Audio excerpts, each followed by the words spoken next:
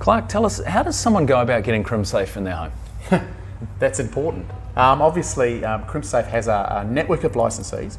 We've got about 130 licensees countrywide. We've got quite a few in Brisbane. So probably the easiest way is obviously come down to the Build and Design Centre and have a look around and sort of get an idea of what you like.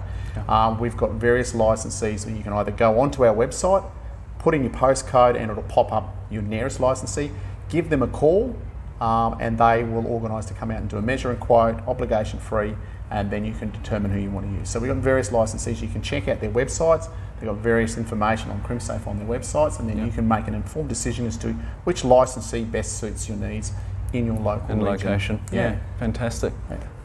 If you're looking for Crimsafe for your home, pop into the Build and Design Centre, start that journey here. Following that, jump on the Crimsafe website and get in touch with a local licensee to get the right product for your home.